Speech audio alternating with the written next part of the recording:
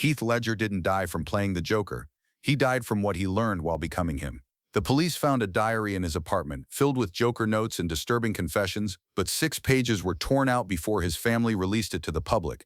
And in his final 48 hours, Ledger met with 3 people who've never been publicly identified and refused to talk about what he told them. This video reveals what was in that diary, why those pages disappeared, who Ledger was meeting in his final days, and why the people closest to him believe his death wasn't the accident everyone thinks it was. The prop master handed Heath Ledger a small leather-bound notebook on the first day of Joker preparation.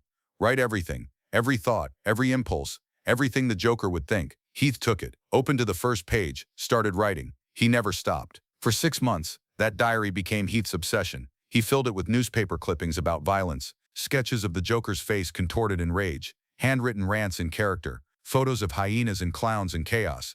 But he also wrote other things, personal things, confessions that had nothing to do with the character, things that scared the people who read it after he died, things that 6 missing pages might have explained. Heath Ledger disappeared into the Joker in October 2000. Director Christopher Nolan had cast him 6 months earlier, and Heath immediately understood this couldn't be a normal performance. The Joker wasn't just a villain, he was chaos incarnated, madness given form. To play that, Heath decided he needed to become that.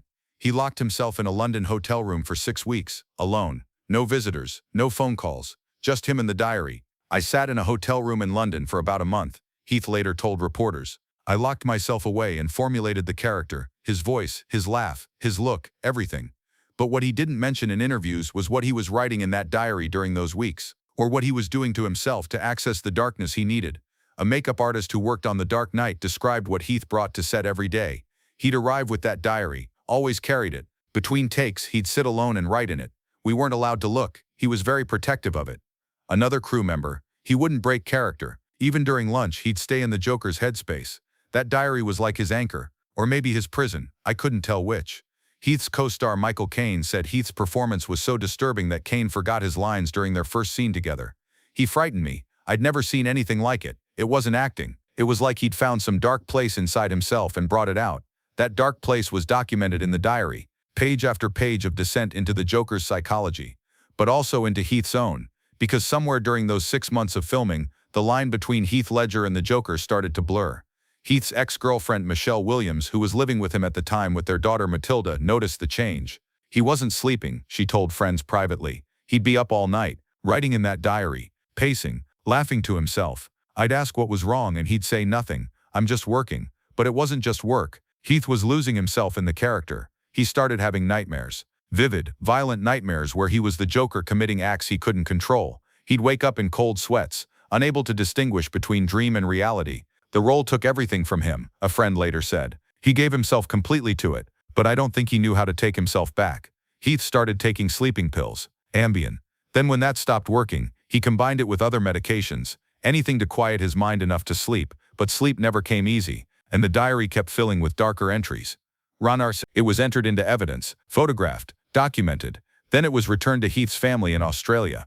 In 2013, portions of the diary were displayed at a Dark Knight exhibition. Fans could see pages showing Heath's preparation process, newspaper clippings about violence and chaos, photos of hyenas laughing, images of Alex from A Clockwork Orange, playing cards, clown makeup tests, sketches of the Joker's scarred smile, handwritten notes in character, chaos, no rules, no plan, just do. But what the exhibition didn't show, what Heath's family never released, were the personal entries, the pages where Heath stopped writing as the Joker and started writing as himself.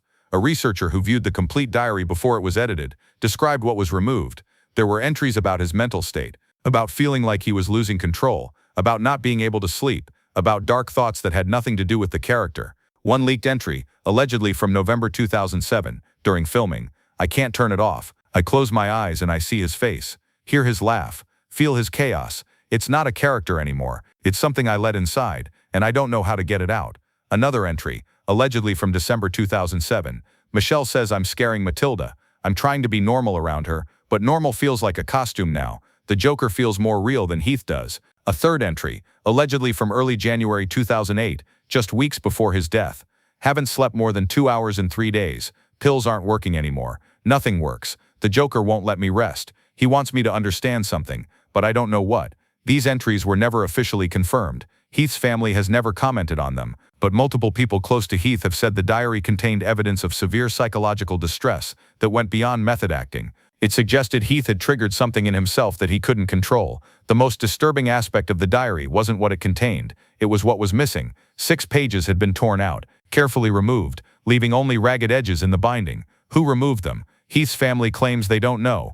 The pages were already gone when they received the diary from police, but NYPD records show the diary was complete when it was entered into evidence, all pages intact, photographed and documented, which means someone removed those pages between police documentation and family return. What was on them? A former NYPD detective who handled the evidence spoke anonymously years later. "I remember that diary. I flipped through it. Those 6 pages that are now missing, they were the last entries, written in the final week of his life. What did they say? Names. He wrote about meeting with people, specific people, and he wrote something about they know what I figured out, like he discovered something that scared him.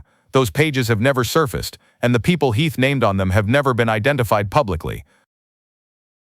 January 2021, 2008. Heath Ledger's last 2 days alive. The official narrative is simple. Heath was exhausted from work. He was taking sleeping medication. He accidentally took too much and died. Tragic but straightforward. But the actual timeline of those final 48 hours raises questions the official story doesn't answer. Sunday, January 20th, 3 p.m. Heath was seen at a cafe in Soho with an unidentified man.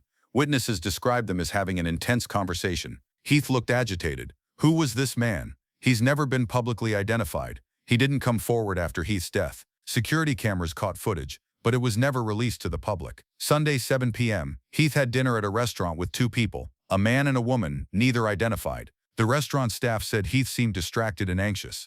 Again, these people never came forward, never identified themselves, never explained what they discussed with Heath hours before his death. Sunday, 11:30 p.m. Heath returned to his apartment at 4021 Broome Street in Manhattan. His housekeeper, Teresa Solomon, was there. Heath told her he wasn't feeling well. He took 2 Ambien tablets, went to his bedroom. Monday, January 21st, 1 a.m. Heath called Teresa, said he still couldn't sleep. She heard him pacing in his room. 3 a.m. Heath's phone records show he made a call to an unlisted number. The call lasted 11 minutes. Police never revealed who he called or what was discussed. Who was Heath calling at 3 a.m. when he couldn't sleep? What did he say in that 11-minute conversation? That person has never been identified, never came forward, never explained why Heath called them in the middle of the night hours before he died. Monday, 10 a.m. Heath was still in his bedroom. Teresa knocked, got no answer, assumed he was sleeping. 1 p.m. Masseuse Diana Wolozin arrived for Heath's scheduled appointment. Teresa let her in. Diana went to Heath's bedroom, found the door closed, knocked, no answer. She opened the door. Heath was face down on the bed, not breathing, cold to the touch. Diana called Mary Kate Olsen, Heath's friend, before calling 911. This decision would later be questioned. Why call Mary Kate first? What did Diana think Mary Kate could do? Mary Kate immediately dispatched her private security team to Heath's apartment. They arrived before paramedics. What were they looking for? What were they protecting? Diana finally called 911 at 3:26 p.m. By then, Heath had been dead for hours. His body temperature and rigor mortis indicated he'd died sometime between 1 a.m. and 3 a.m., which means Heath died around the same time he made that mysterious 11-minute phone call. Was he alive during that call? Was he dying? Was he asking for help?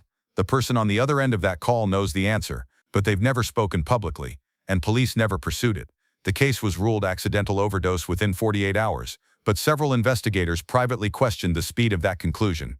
The official cause of death: acute intoxication from combined effects of oxycodone, hydrocodone, diazepam, temazepam, alprazolam, and doxylamine, 6 different drugs, 2 painkillers, 4 sedatives. The medical examiner ruled it accidental. Heath had prescriptions for all of them. He simply took too many at once while trying to sleep.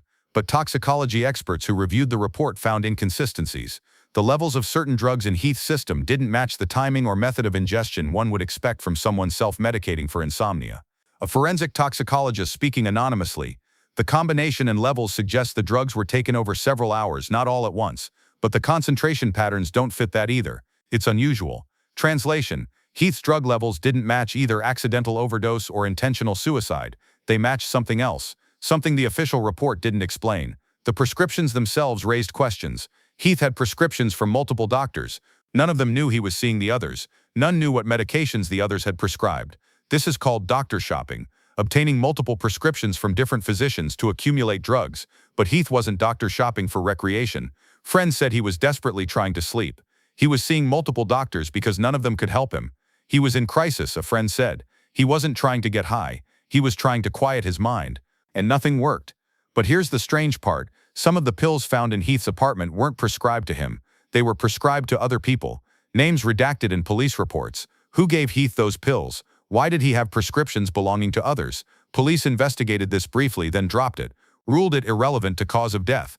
But it suggested Heath was getting medications from sources beyond his doctors, from people who were giving him pills they'd obtained themselves. Who were these people? What were they giving him? Why? Part 5, The Missing Evidence. Within 24 hours of Heath's death, strange things started happening with the evidence. 2 forms that should have been part of the medical examiner's file went missing. Forms documenting initial examination findings. They were logged into evidence, then disappeared. The medical examiner's office claimed they were misfiled and eventually located, but their disappearance delayed the toxicology report and created gaps in the timeline. What was on those forms? Why did they temporarily vanish? Security footage from Heath's apartment building should have shown everyone who entered or left on January 21st, but that footage was never made public.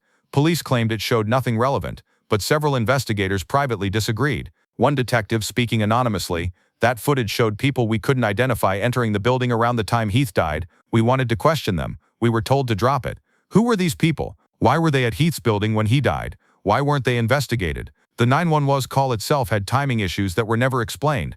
Diana Wallazin called 911 at 3:26 p.m., but her cell phone records show she made 2 other calls before that. One to Mary Kate Olsen at 3:17 p.m., one to an unlisted number at 3:21 p.m. Who was the second call to? What did Diana say? That person never came forward, never identified themselves. Police never revealed who it was. And there's another mystery. Paramedics' dispatch records show they were already en route to Heath's address at 3:24 p.m., 2 minutes before Diana's official 911 call. How did they know to go there before she called? And why isn't that call in the official record? These questions were raised during the investigation, then quietly buried when the case was ruled accidental. In the months before his death, Heath told several people he was struggling with something beyond insomnia and work stress. His sister Heath Ledger. He told me he felt like he'd opened a door he couldn't close, that the Joker had shown him something about himself he didn't want to see. His friend, actor Shannon Sossaman. He said he'd figured something out while researching the Joker. Something about violence and chaos that he couldn't unknow. He wouldn't tell me what it was. His ex-girlfriend, Michelle Williams. In his last weeks, he became paranoid. He thought people were watching him. He'd check his apartment for cameras. I thought he was just exhausted and paranoid from lack of sleep. All of them said the same thing. Heath had learned something or realized something that disturbed him deeply, and all of them said he'd mentioned it in the diary, in the pages that are now missing. After Heath's death, several people who'd been close to him received anonymous warnings. Heath Ledger received a phone call from an unknown number. A voice told her, "Don't talk about what Heath told you. Don't share what he wrote. It's better if everyone thinks it was just the pills." She reported it to police. They found no trace of the call. Another friend received a similar message via email from an untraceable address. Heath's death was tragic. Let it stay that way. Don't dig deeper. These threats were reported, investigated briefly, then dropped. Someone wanted Heath's death to remain a simple overdose story. Someone didn't want people asking what Heath had figured out or who he'd been meeting in his final days. Who had that kind of reach? Who cared enough about Heath's discoveries to intimidate his family and friends into silence? 2 theories emerged about what Heath had discovered that made his death suspicious to those who knew him. Theory 1. Industry secrets. Heath had been researching darkness, violence, chaos, the psychology of killers to prepare for the Joker. In doing so, he'd learned things about Hollywood's dark side that powerful people didn't want exposed. Had Heath uncovered abuse, cover-ups, crimes committed by industry figures? Some believe the missing diary pages contained names, allegations, evidence Heath had gathered, and that his death, whether accidental or not, was convenient for people who didn't want those secrets revealed. A Hollywood investigator who looked into Heath's death privately. There are rumors he'd been asking questions, talking to people who'd been abused or exploited, building a file. If true, that would make him dangerous to certain people. Theory 2. Personal discovery. Heath's friends said he'd discovered something about himself while becoming the Joker, something that disturbed him. Was it darkness within himself he didn't know existed? Was it realization about his own mental health? Was it something else entirely? The diary entries suggest Heath believed he'd let something in that he couldn't get rid of. Psychological experts who reviewed the case suggest Heath may have triggered a dissociative episode or psychological break while method acting, that he'd accessed parts of his psyche that were dangerous to explore without proper support, and that in his final days he was trying to process what he'd discovered about himself, trying to understand it, trying to get help, but didn't know how to explain it to doctors or friends or family, so he wrote it in the diary, in the pages that were removed before anyone could read them. Part 8. The Truth That Died With Him. Heath Ledger died on January 23, 2008, at age 28. But the people who knew Heath, who read his diary, who spoke to him in his final days, who understood what he was going through, don't believe it was that simple. They believe Heath stumbled onto something while preparing for the Joker, something about darkness, chaos, or humanity that changed him fundamentally.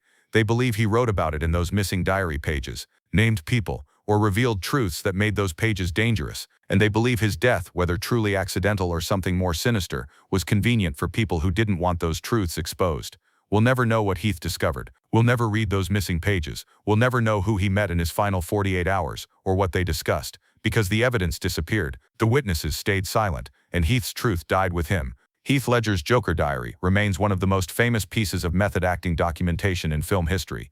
Portions of it have been displayed in exhibitions. Fans have analyzed every visible page. Film students study Heath's process. But the diary everyone sees isn't complete. 6 pages are missing. The most important pages. The pages that explained what Heath learned and why it destroyed him. Heath's family has never released them. Claims they don't have them. Says they were already gone when they received the diary. But someone has them. Someone removed those pages deliberately. Someone knows what Heath wrote in his final week. And that person has kept silent for over 15 years. The diary exists. Locked away, hidden, protected. The missing pages exist, somewhere, and whatever Heath Ledger discovered while becoming the Joker, whatever truth he documented that was too dangerous to reveal, remains buried with him. The Joker was supposed to be fiction, but Heath Ledger found something real in that character, something that cost him everything, and the people who know what it was aren't talking, because some truths are too dangerous to tell, even when they're written in someone's diary.